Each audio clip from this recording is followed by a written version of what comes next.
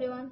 Today we are going to discuss about the fourth unit of the organizational behavior. The topic is leadership, and we are going to see the meaning and leadership and power, meaning, importance, and leadership styles and theories, and leaders as versus managers, source of power, power centers, power and politics. We are going to see in these all the topics in this fourth unit. So let us see how to see leader. So first we need to understand the terms of leader and as well as boss. Who is leader? Who is boss? So a person is to say let's go. He is called leader. Just say go. That is boss. So this is the difference between leader and boss. So let's see leader. Definitions of leader. The person who leads or commands group, organization or country. So a person, those who commands and those who ordering, those who says the things, instructions, and those who leads the people. So that is the person called leader. So let us say leadership. Leadership is the ability to influence other people. So he is evaluate and influence the other peoples. And according to notes and O'Donnell says that leadership is the ability, because it is the ability, it is the potential to get through the work from others, of a manager to induce subordinates to work with self confidence. So leader is have capability, have ability, have potential to get through the work from the people. So that is leadership. So we have to see the importance of leadership. We need to think why the leadership most important. Because leadership is important, because the reason is it is the initiative actions. It have to start when it there is no starting point. If anybody is starting, we have to follow in that thing. So the same thing happening here. If the leader communicate anything, if the leader said anything, the subordinates automatically follows and start to work together. So that is initiating action. And the next one is providing motivation. So motivation is mandatory for all the places. That is the individual motivate, otherwise organizational, otherwise group motivation. So the leader motivates the employees by giving them a financial oriented, non-financial oriented, economical level, and then the self and their self and the wealth oriented and the health oriented. So these are all the motivation must give leaders to their subordinates. And then he is the best guide, because the other peoples know, but the leader give the most guidance of that peoples. And the next one is creating confidence, because confidence level is most important. So as a leader, he need to give the confidence to the people, and as well as the building that work environment. He is responsible for building that whole level of work environment, and he is the coordinator of all the people, and he is the mentor, and as well as he is the counselor of the subordinates, and he is a successor. He is only going to create all the successments, and other they may follow.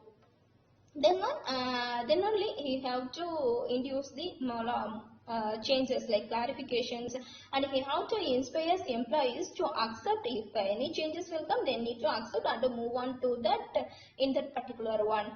So this is why the leadership is most important in the term. So and then we have to hear a lot of a leader need a lot of qualities like personality and knowledge, integrity, unity, initiative, and skills like technical skill, conceptual skill, human skills, and motivation skills, problem solving skill, decision making skills, intelligence, social skills. So these kind of skills are most important in the leaders. So just to see the functions of the leadership planner. So he is a good planner. He is only acting as he is a proactive person. Next one, executive. If anything has happened, he need to execute and implement all the decisions. Next one, policy maker. If the company faced any problems, he is only responsible for taking all the decision, and he had authority to make a policy also, and he is expert, because as a leader need to know everything. Without knowing anything, he cannot able to be a good leader.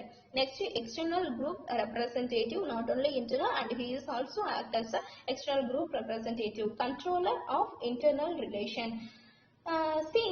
He is the controller of himself and as well as the internal and the external, inside of the company of peoples and outside of the company peoples. Also, he is the controller of the relations.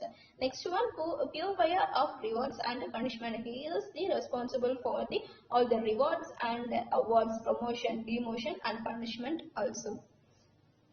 So next one, we have to see the some styles of the leadership. So there have a lot of styles. So that we have to see the styles of the leadership. Because we need to think why the styles is important. Because as the leader, we have to, each and every person have some styles. But a leader need to have some styles. So that we have to see the leadership styles. The first one is autocratic leadership. So in this autocratic leadership means it refers to a leadership style where the leader takes all the decision by himself. Like in 14th century, there is no democratic at all. That is the autocratic period. The king, what they said, the same thing the subordinates need to follow. So in that period is called the autocratic leadership. So in this autocratic leadership, there have a lot of problems will arise, because what the subordinates thinking, they cannot be able to exhibit. So the characteristics of the leader: firm personality, insistent, self-assured, highly directive, dominating. Because he is a dominating writer, because what is thinking in their mind, he is only exhibit himself, but he cannot be able to able to consult anything in that subordinates. Next one, shows no regards to the interest of the employees, whether the employees interested in the decision or not, whether they have any other suggestions, in any other alternative suggestions, but they cannot be able to listen in that autocratic style. Set rigid standards and a method of performance, and expects the subordinates to obey the rules and follow the same. So the leader make a leader, not a leader, the boss make rules and regulations. The other people, they need to follow, they need to go under in that rules and regulations. Next one is makes all decision by himself or herself. If the king is there, so he is making rules, like in 14th century, before starting a sociology period, in the king only made a taxation, but he cannot consider about how the people is, how they are working, how they are getting food or not, they are getting wealthy or not. They didn't consider anything about that, but only the rules made by themselves alone. So minimal group participation or none from the works. So in this autocratic leadership style, it not helps to get a maximum output of the company or organization. It is give a minimum output of that companies. So next one is democratic. In this democratic style, it refers to a style where the leader consults its subordinates before taking the final decision.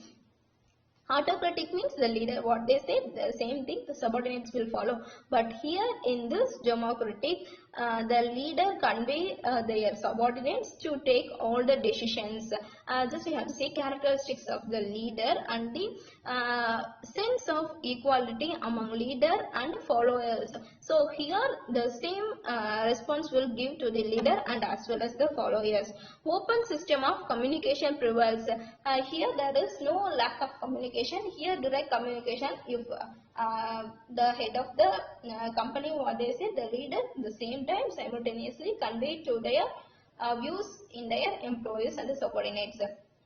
Interaction between the leader and the group is friendly and trusting. If the subordinates have any good knowledge and they have any good decisions, they have to easily convey in that particular leader. So it is helps to improve the bonding, and it helps to improve the production and as well as the wealth of the organization.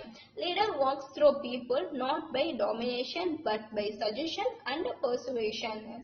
So here people cannot dominate in this places. So each and everything that have advantage and disadvantage. So let me see the advantage of in this one. Encourage all employee in decision making.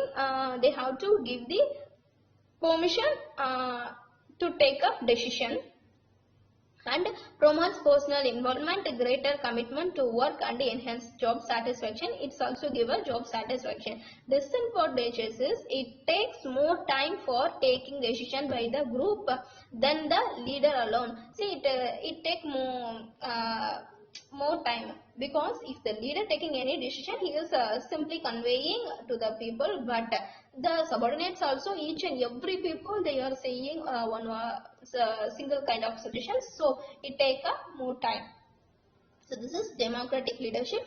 And the next one is allies for all free reign leadership. So in this leadership, in this style explains, the leader gives his subordinates complete freedom to take decisions. So here subordinates only take decisions. So that is free reign, anarchic and ultra liberal style of leadership. So here characteristics is encourages independent activity by the group member. Group members are free to set their own goals, determine their own activities, and allowed to do almost what they desire. So this is the free thing. Next one, bureaucratic leadership. In this leadership function only with rules and regulation, cannot be flexible, and do not like to take a risk out rules like a defense leader. So bureaucratic leadership means whether that is it is not depends upon the flexible fluctuation. So it is based on the leadership, what is in the record, regarding that we have to follow, like rules and regulations, norms, for example defense minister. So it is the characteristic, its styles may different from situation to situation, because like our political system, it may be changed. It involves an unequal distribution of authority among leaders and groups. So it can be changed at leaders and groups. So this is bureaucratic leadership. So leadership style is autocratic, democratic, and laissez-faire, and bureaucratic. So autocratic means a leader, what they say they need to follow, subordinates need to follow, and democratic means subordinates have rights to tell their decision, and then laissez-faire means those who need to take decision, the people need to take the decision, and others they may follow. Bureaucratic means there is no fluctuation, boss cannot tell that decision, and the subordinates also cannot tell the decision, but what is in the rules and regulations, what is in the norms, they have to follow. So this is the leadership styles. So leadership and the importance and the styles of the leadership. So I will